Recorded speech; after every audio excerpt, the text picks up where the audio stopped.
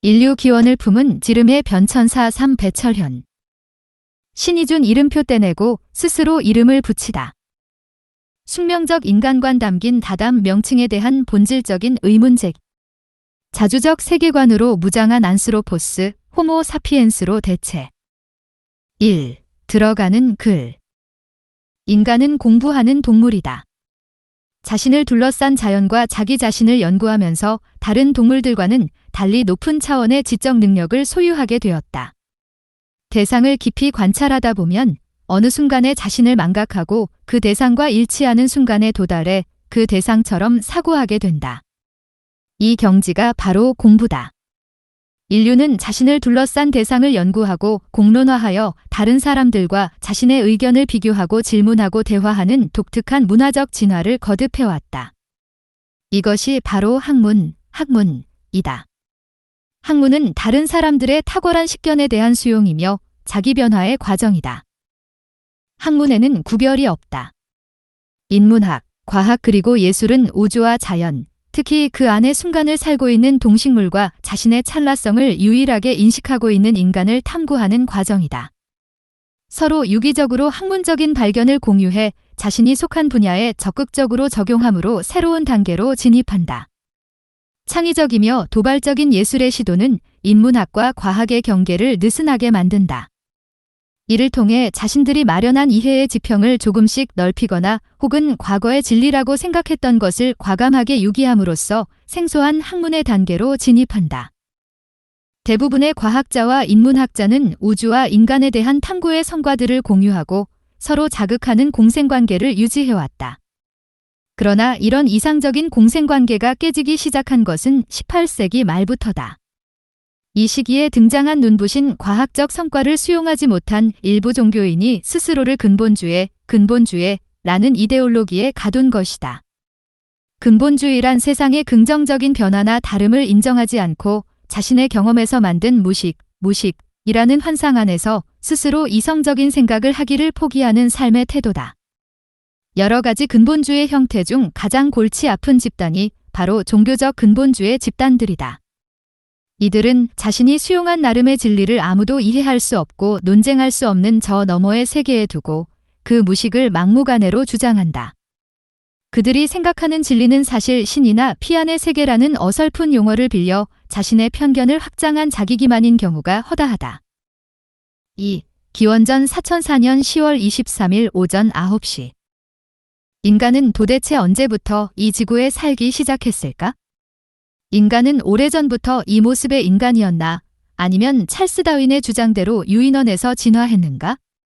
인간이 유인원에서 진화했다면 인간과 유인원을 구별할 수 있는 특징은 무엇인가? 오늘날의 침팬지나 원숭이도 오랜 시간이 지나면 인간처럼 진화할 수 있는가? 혹은 다른 동물이 아니라 인간과 똑같이 된다는 가정이 너무 인간 중심적인가? 과학으로 포장된 창세기의 신앙 고백. 인간의 기원에 대한 탐구를 시도할 때 서양의 유대교와 그리스도교 근본주의자들은 창세기제 등장하는 인간 창조 이야기를 역사적이며 과학적인 사실로 받아들인다. 그러나 창세기 1을 기록한 저자들도 인간 창조 이야기에 대해 서로 상충되는 다른 이야기를 소개한다. 우선 창세기 한 장에 등장하는 인간 창조 이야기는 우리의 형상대로 인간을 만들자라는 구절밖에 없다. 창세기 한 장은 기원전 6세기 바빌론으로 끌려간 유대인 포로가 바빌론에서 작성한 신앙 고백이다. 역사적이나 과학적인 사실에 근거한 것이 아니다. 그는 인간의 기원에 대해 깊이 성찰했다. 그 후 그가 얻은 결론은 인간은 신적인 존재라는 깨달음이었다. 창세기는 바로 그 성찰의 결과물이다.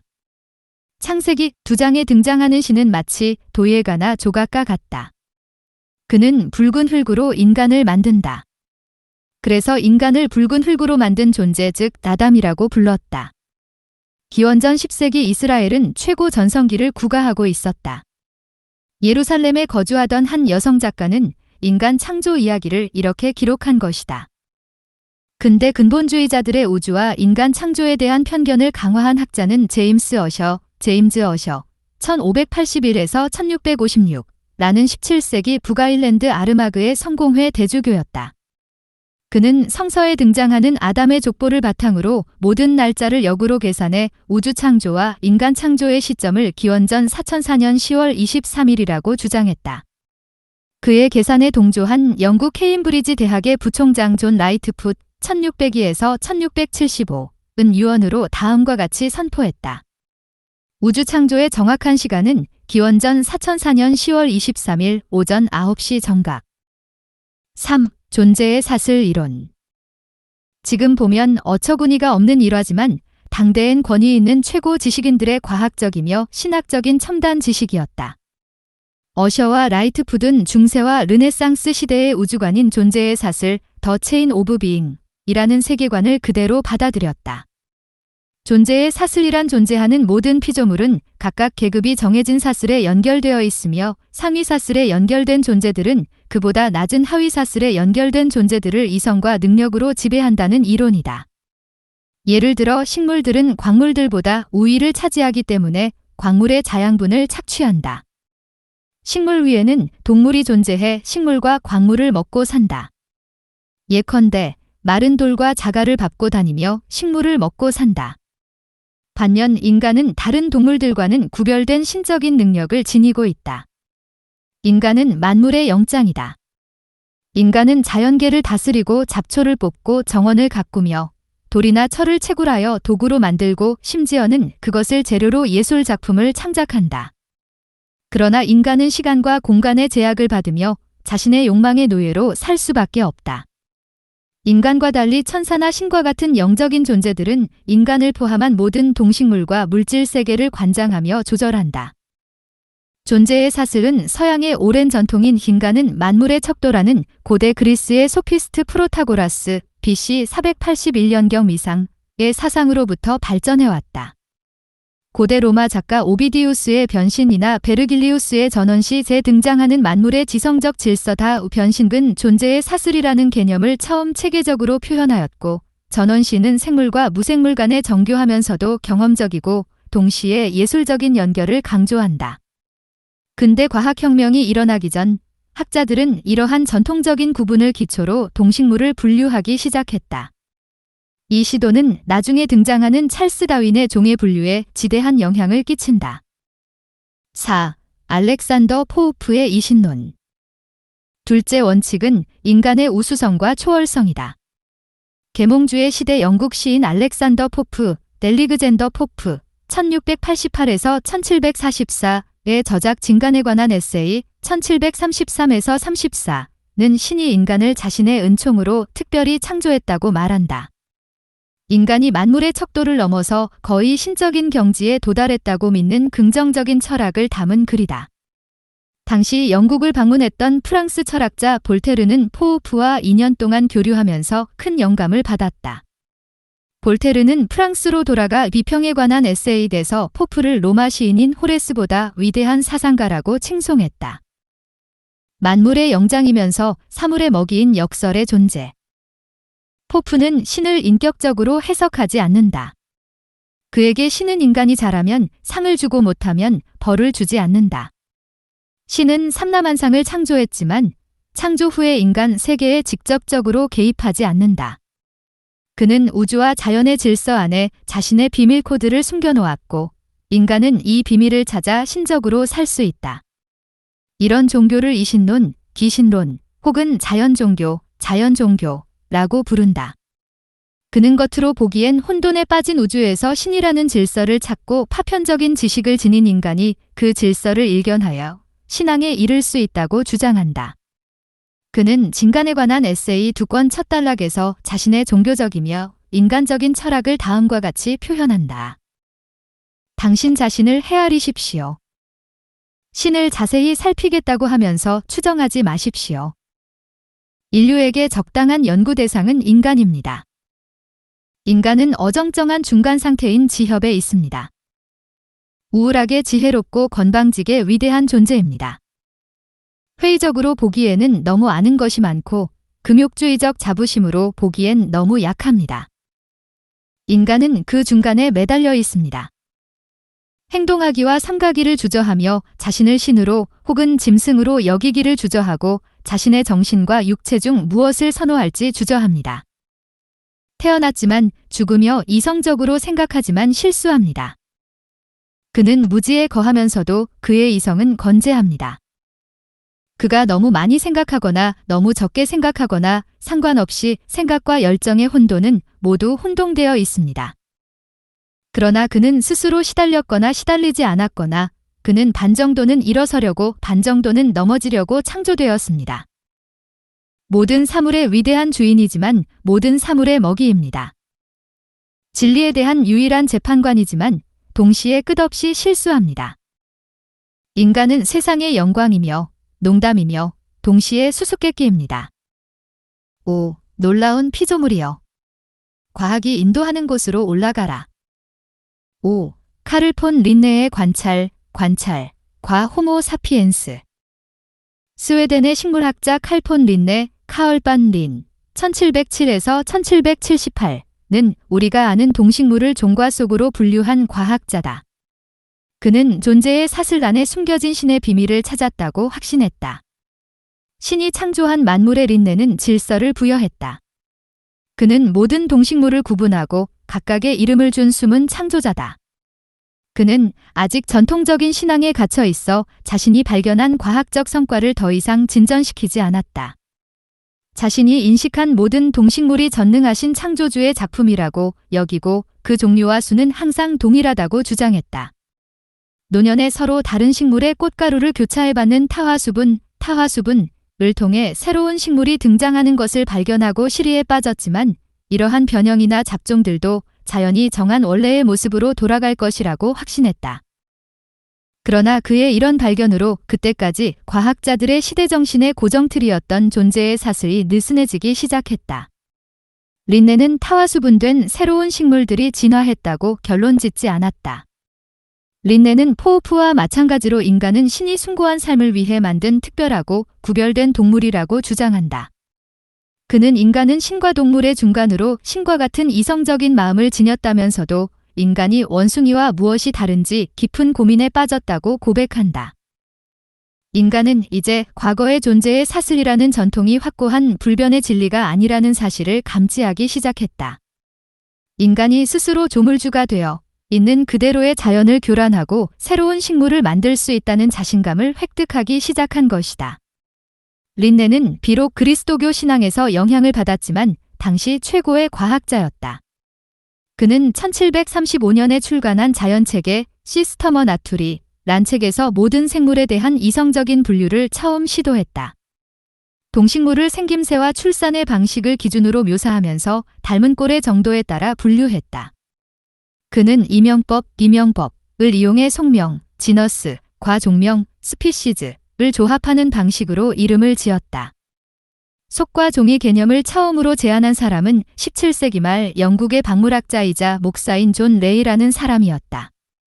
그는 식물 신분류법 1682, 과사지, 동물일람 1693을 통해 동식물 분류학의 기초를 마련했다. 이를 더욱 구체화한 것이 린네다. 속명 아래에는 여러 종명이 존재한다. 린네의 방식은 오늘날 생물학의 모든 분야에서 사용하고 있다. 린네는 인간동물 식물이라는 단순한 분류를 정교하게 관찰해 우주 안에 존재하는 수많은 존재를 분류하고 각자의 위치를 확인시켰다. 인간과 동식물을 구별함으로써 인간은 자신이 아닌 타자화된 동식물과 자연을 정복과 약탈의 대상으로 여겼다. 그러나 한편으론 인간을 다른 동식물과의 유기적인 관계 안으로 끌어들여 인간 존재의 위상과 의미를 숙고할 수 있는 발판을 마련한 계기도 됐다. 이름 짓기, 창조와 재창조의 작업. 천재들은 자신이 공부하고자 하는 대상을 보고 또 보아 남들이 감지할 수 없는 차이와 유사점을 찾아낸다. 이런 행위를 관찰이라 부른다. 관찰을 위해서 그 대상을 심오하게 봐야 한다. 예를 들어 한 식물을 깊이 보는 행위를 할 때에는 자신이 알고 있는 분류체계 안에 그 대상을 편입시키지 않고 그것을 있는 그대로 관조해야 한다. 관찰자는 어느 순간에 그 대상 안으로 들어가 마치 식물이 된 것처럼 오감으로 느껴야 한다. 그런 후 자신이 알고 있는 체계와 비교하며 정교하게 분류하고 그것에 어울리는 이름을 지어야 한다. 이름을 지어준다는 의미는 그 대상을 우주 질서 안에 편입시키는 작업이다. 그러므로 분류와 이름 짓는 행위는 모든 과학의 기초다. 6. 아담, 안스로포스, 맨 그리고 호모사피엔스. 창세기 제서 신은 첫 인간을 자담이라고 이름 지었다. 그 명칭은 수천 년 동안 서양인들의 본질을 나타내는 용어가 됐다. 그러나 인간은 오래된 경전에 등장해 사용해온 명칭인 가담을 버리고 새로운 이름을 취한다. 그 이름이 바로 호모사피엔스다. 이 이름을 지은 사람이 바로 린네다. 신이 인간을 창조했다면 린네는 인간을 호모사피엔스로 재창조한 것이다. 고대인들에게 이름은 그 대상을 특징짓는 핵심적인 개념이다. 고대 이집트어로 이름은 렌이다. 렌은 상형 문자로 두 개의 모형이 위아래로 합쳐져 있다. 위에는 깊이나 태양을 상징하는 타원형 원반이, 그 아래엔 혼돈의 물을 상징하는 물결 모양이 그려져 있다. 그들에게 이름이란 혼돈만이 존재한 태초의 우주를 밝히는 태양과 같은 어떤 것, 혹은 흉흉한 바닷물 위에서 아련히 들려와 그 대상을 부르는 최초의 소리를 의미한다.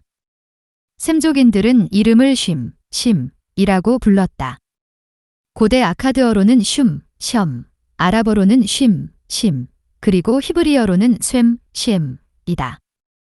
아마도 고대 신화에서 신이 만물을 보고 입을 열어내신 첫 발음 쉼을 흉내낸 것이 아닐까?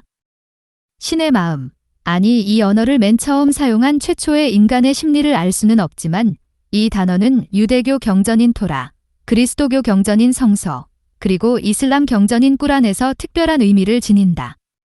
이름이란 의미를 지닌 셈족어 쉼은 만물의 본질을 총체적으로 담은 초월적인 개념으로 본질의 본질을 뜻한다. 히브리어인 자담은 땅을 의미하는 아다마에서 파생했다.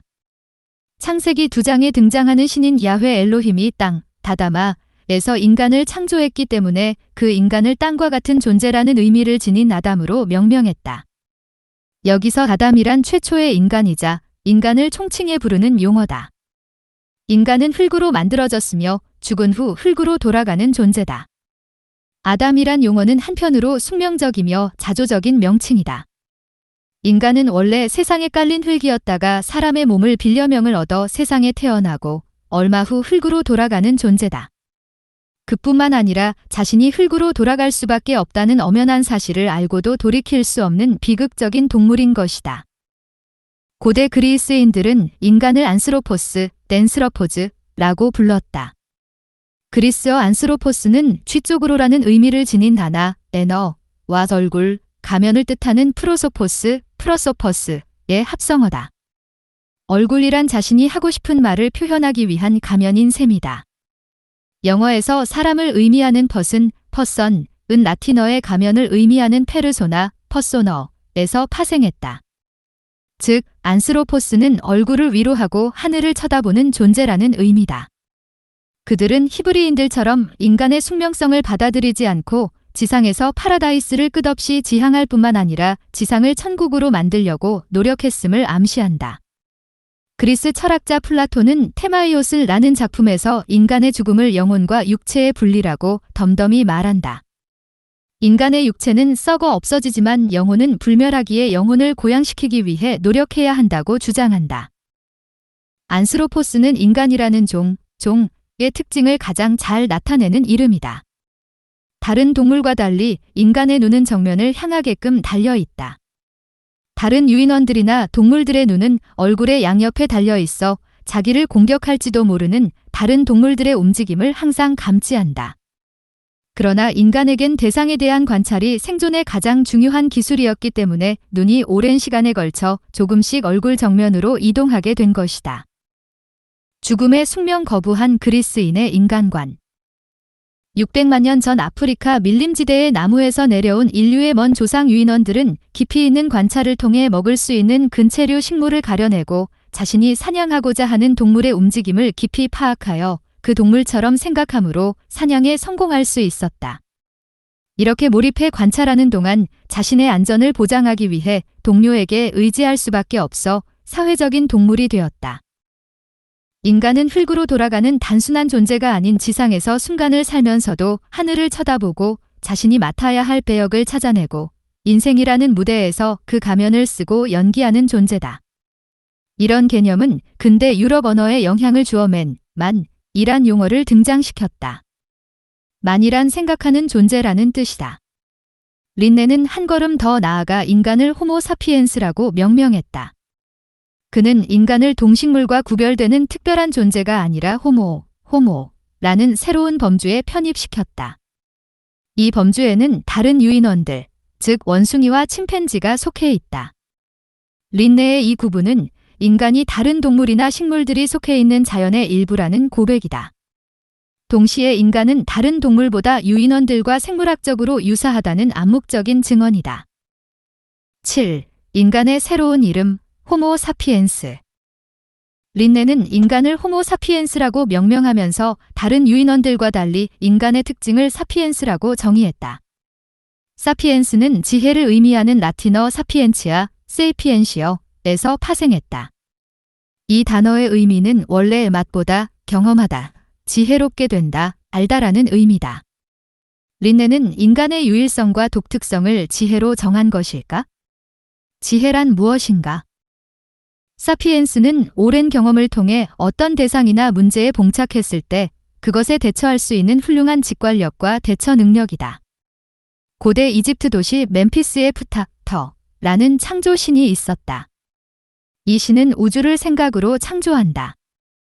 혼돈에서 창조하지 않고 이성으로 창조하는 신화는 후대 히브리 문학이나 그리스 철학에서 등장한 것으로 알려져 있지만 실제로는 기원전 15세기부터 유유히 내려와 후대 문명에 전달된 것이다.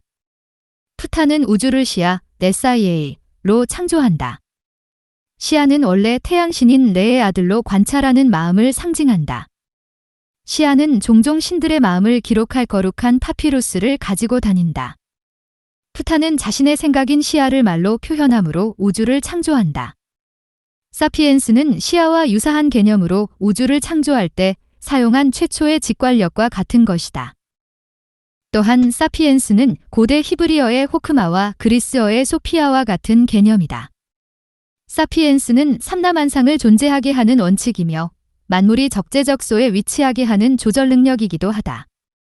린네가 인간을 호모 사피엔스라고 부른 것은 인간이 우주의 비밀을 알기 때문이 아니라 인간으로 하여금 우주 안에 숨겨진 신비를 지속적으로 알기 위해 노력하게 하려는 뜻은 아니었을까?